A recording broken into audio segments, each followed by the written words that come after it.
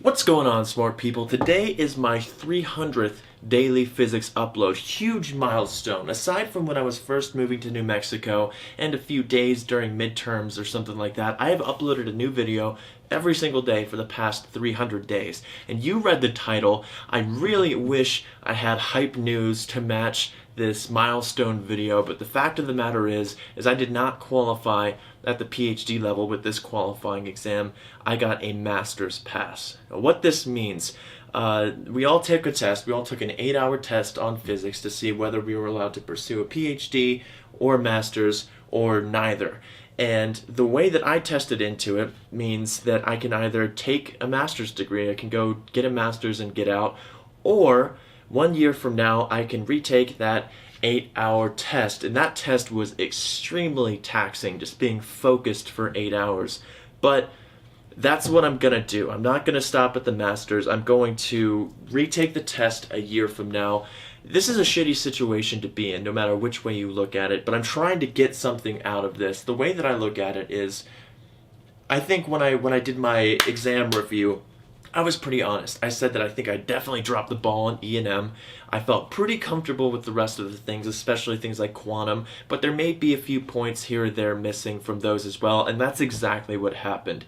So I think I was self-aware enough to understand where my weak points were with the exam, and that's exactly where they were. I need to revise E&M and become much more proficient with that field, and I need to make sure that really, probably that I just read problems more carefully, because I wasted a lot of time solving a problem that was different from the problem that was asked. As I mentioned, there was one on carts connected by a spring, and then the spring drops, and I solved the equation. I solved the problem for the spring that was connected at a bunch of oscillatory motion. So the way I see it, if they were to have, and by the way, apparently it was really close to passing, which is kind of disappointing, but the way I see it, if they were to have given me the PhD pass, regardless of if I pass at the PhD level or not, a year and a half from now is the comprehensive exam. It's an exam on basically what I took just a week or so ago, but way harder. So if they were to have given me the PhD pass now,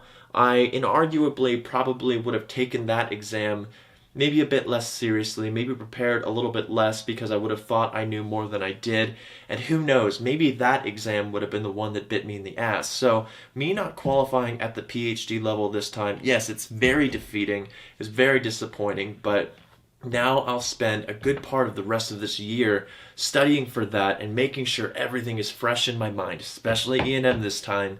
That way, once it comes around, I'll also inadvertently be preparing for this comprehensive exam. So though this really sucks, some good can come out of this. I don't really have too much else to say about this exam other than I got what I earned, and now I know what I need to work on. I know I need to work more on statistical mechanics and electrodynamics. Thankfully, one thing that I thought was that the retake would be next semester, but that's incorrect.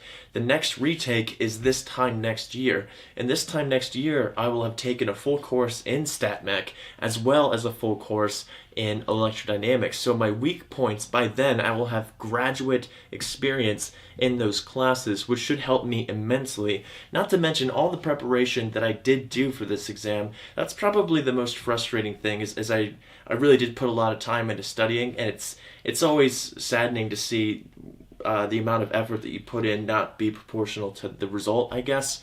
But it still wasn't for nothing. You know, I still have all these notes that I made for studying for this qualifying exam that are tethered to what I was having trouble with initially, and that's there. That's just there now. I don't have to retake those notes or anything like that. It's there to reference and there to build upon. So, from undergrad to PhD is proving to not just be a straight path. It's more of a roller coaster that's on fire. But glad to have you guys along for the ride. Let me know in the comments section how your semesters are going, and I will see you guys there.